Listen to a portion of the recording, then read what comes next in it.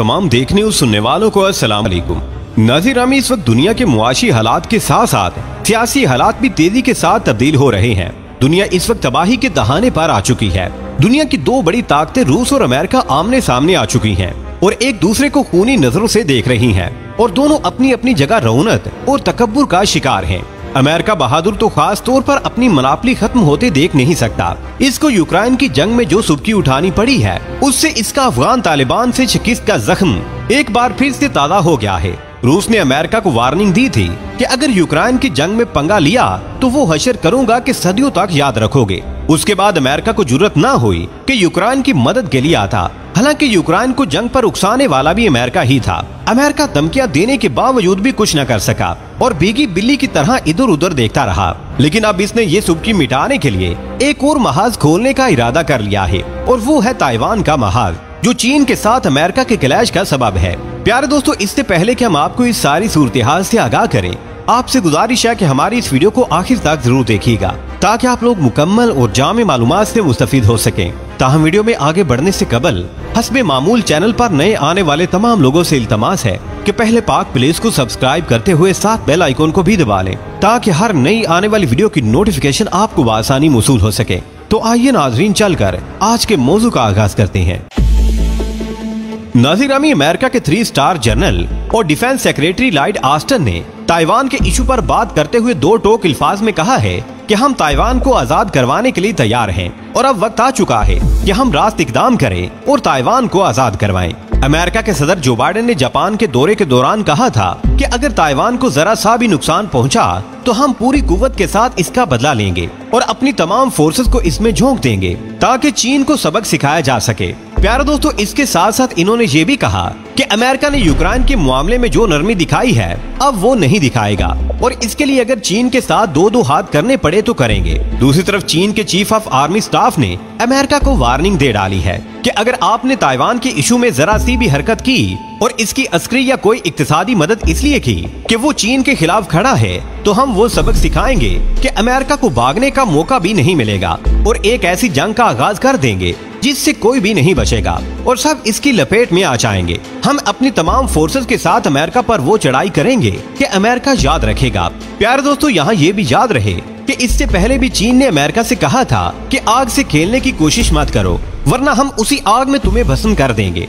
यहाँ ये बात भी काबिल गौर है कि चीन ने ये नहीं कहा कि हम ताइवान की हिफाजत करेंगे और इसको बचाएंगे, बल्कि चीन ने भी रूस की जुबान इस्तेमाल की है कि अगर अमेरिका ने यूक्रेन की जंग में पंगा लिया तो इसको रगड़ेंगे। उसी तरह चीन ने भी अमेरिका से कहा है कि होश के नाखून लो, हम तुम्हें नहीं छोड़ेंगे अगर तुमने ताइवान के इशू में जरा सी भी जुम्बश की।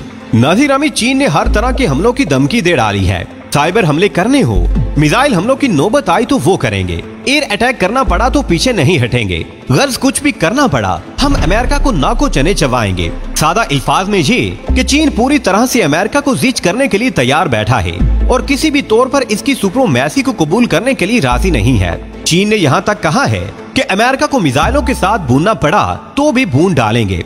नाज़रीन, इस वक्त ताइवान के पीएम ने भी कहा है कि चीन का प्रोग्राम ये था कि 6 साल में ताइवान को अपने साथ शामिल कर लेगा। लेकिन दूसरी तरफ अमेरिका और इसके इत्तेहादियों का ख्याल है कि अगर चीन को ज्यादा वक्त दिया गया तो वो और भी मजबूत हो जाएगा, इसलिए एक जंग का आगाज करना नागुज़ीर हो चुका है। अब अगर एक्शन ना किया गया तो चीन अमेरिका पर छा जाएगा और फिर इसका कुछ नहीं बिगाड़ा जाएगा।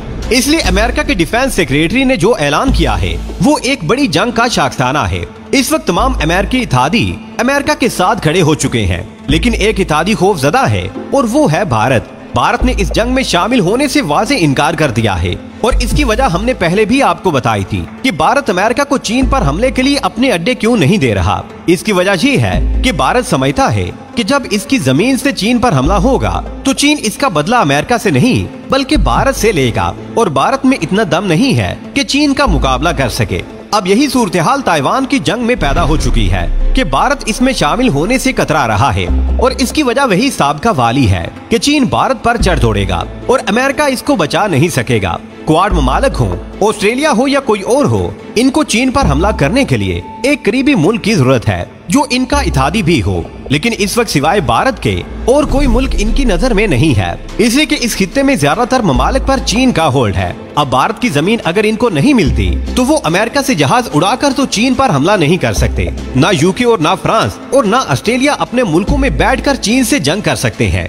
इसलिए इनको बहरहाल एक ऐसी जमीन की जरूरत होगी जहां वो अपने अड्डे बनाए और वहां से चीन पर हमला करे। लेकिन भारत उस वक्त तक ये हामी भरने के लिए तैयार नहीं है जब तक सारे मुल्क गारंटी ना दे कि वो भारत के साथ खड़े रहेंगे और अगर चीन ने भारत पर हमला किया तो इसका दिफा भी करेंगे।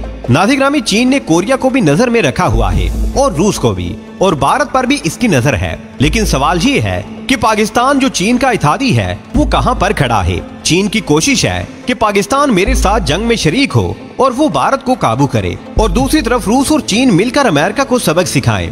अब सवाल ये उठ रहा है कि पाकिस्तान इस वक्त अमेरिका का पिट्ठू बना हुआ है। दूसरी तरफ चीन पाकिस्तान से उम्मीदें लगाए बैठा है कि पाकिस्तान मेरा साथ देगा, लेकिन इस इम्पोर्टेड हुकूमत के होते हुए मुमकिन नहीं है कि हुकूमत चीन का साथ दे सके।